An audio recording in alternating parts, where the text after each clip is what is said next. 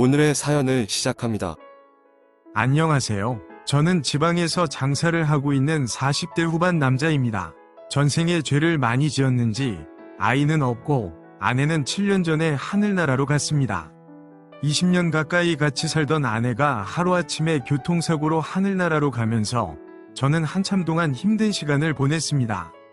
다니던 회사도 그만두고 하루 종일 집에서 처박혀서 술을 마시거나 아내의 영정사진을 보면서 울거나 하늘만 보면서 멍하니 있었습니다.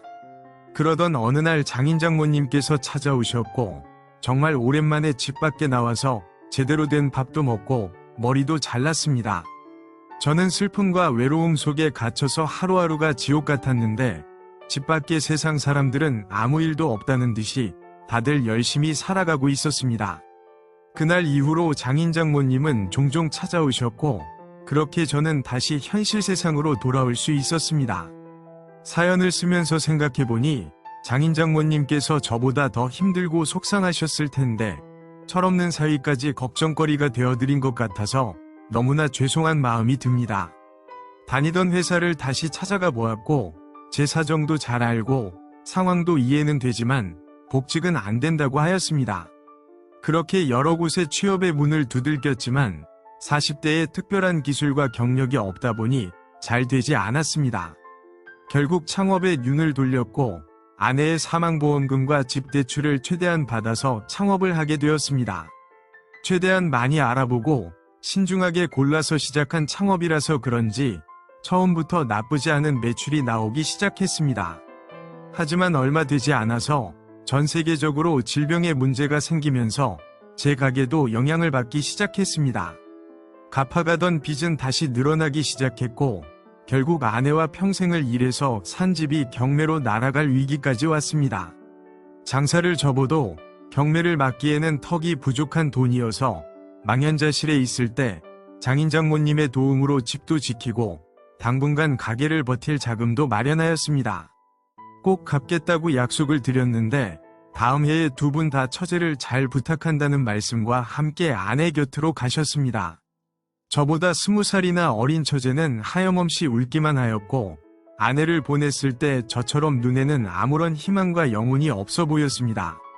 아무런 의욕도 없고 말도 하지 않는 처제를 혼자 둘 수 없어서 제 집에 데리고 와서 챙겨주었습니다. 시간이 지나면서 장인장모님의 유품과 유산을 정리해야 하는데 처제는 아무 말도 하지 않았습니다. 결국 처제에게 동의서만 받아서 제가 알아서 유품도 정리하고 유산도 나누었습니다.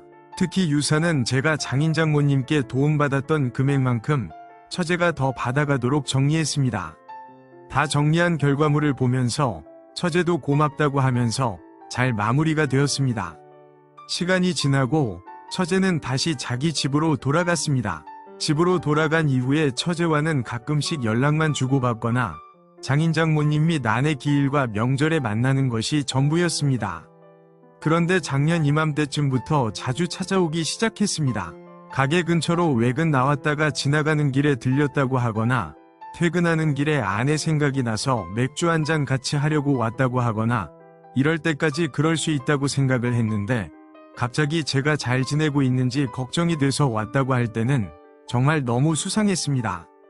그렇게 10번 가까이 오고 난 이후에 솔직하게 할 말이 있다면서 이야기를 꺼냈습니다.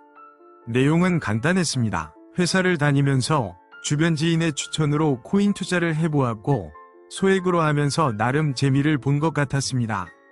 그래서 처제가 모은 돈을 전부를 코인에 투자를 하였고 제법 큰 수익을 봤다고 하였습니다.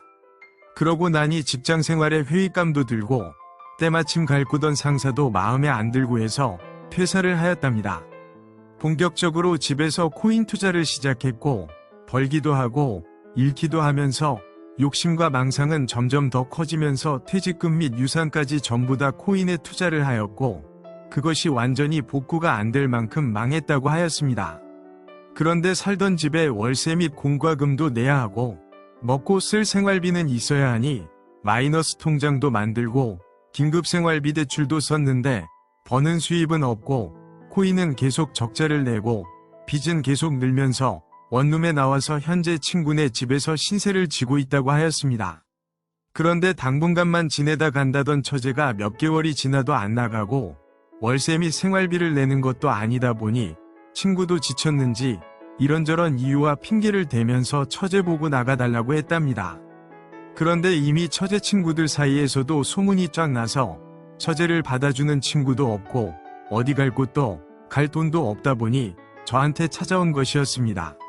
아내가 있었으면 처제의 등짝부터 때리면서 엄청나게 잔소리를 했겠지만 오죽하면 저한테 찾아왔을까 싶어서 아무 잔소리 없이 그날 바로 처제 친구네 집에 가서 그동안 고마웠다고 하면서 선물을 주고 처제의 짐을 챙겨서 나왔습니다. 그리고 장인 장모님께 받았던 고마움이 있었기에 1초의 고민도 없이 처제의 대출을 다 갚아주었습니다. 당분간 쉬면서 일자리도 알아보고 돈은 다시 벌면 된다고 하였습니다.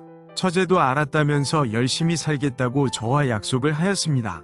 하지만 처제는 조금만 다니고 그만두는 것을 반복하였고 이미 큰돈을 쉽게 버는 것에 취해 있어서 그런지 성실하게 회사 다니는 삶을 적응하지 못했습니다. 결국 돈이 어디서 난 건지 다시 집에서 코인 투자를 하기 시작했고 역시나 그 투자의 결과는 손해와 또 다른 빚으로 끝이 났습니다. 처제는 매일같이 술을 마셨고 처음에는 혼자 방에서 스스로는 자책을 하더니 나중에는 저에게 화를 내기 시작했습니다. 빚을 안 갚아준다며 화를 내고 장인 장모님 유산을 제가 공평하게 나누지 않고 처제 몰래 다 빼돌려갔다는 억지를 부리면서 자기 인생이 망했다며 경찰에 신고도 하고 큰 소리로 울면서 말도 안 되는 거짓말을 해가면서 사람의 피를 말립니다. 이제는 아파트 단지 안에만 들어서면 동네 사람들이 저만 쳐다보고 뒤에서 수군거리는 것 같아서 일부러 밤늦게 퇴근하고 새벽 일찍 출근합니다. 장사하는 입장에서 소문과 평판은 곧 매출과 이익에 영향을 주기에 혹시라도 처제의 거짓말과 억지가 사실인 것처럼 소문이 날까봐 매일 걱정이 됩니다. 또 처제에게 돈을 준다고 완전히 해결될 일도 아닌 것 같고 그냥 이대로 지내자니 결국엔 제 생업도 포기해야 될 것 같습니다. 그래서 처제를 내쫓고 아무도 모르는 곳으로 이사까지 고민해보았습니다. 최근 들어서는 처제가 저에게 몹쓸 짓을 당했다는 듯이 말을 꾸며내기 시작했습니다. 인터넷을 찾아보니 절대 몹쓸 짓을 안 했다며 억울함을 호소해도 확실한 증거가 없고 여성이 피해자라고 우기면 일단 남자에게 불리한 상황이 벌어진다는 글이 너무 많은 것을 보고 나서 곧바로 집에다가 CCTV를 설치했습니다. CCTV가 있어도 어떤 문제가 생길지 모른다는 생각에 이제는 처제랑 집에 있는 것이 불편합니다. 아무래도 어떻게든 결론을 지어야 할 것 같은데 장인 장모님이 마음에 걸립니다. 조용히 잘 끝낼 수는 없는 걸까요? 오늘의 사연은 여기까지입니다. 구독과 좋아요, 알림 설정 부탁드립니다. 긴 글을 읽어주셔서 감사합니다. 구독과 좋아요 꾹꾹 눌러주세요. 꾹꾹. 알림 설정도 꾹꾹 눌러주세요.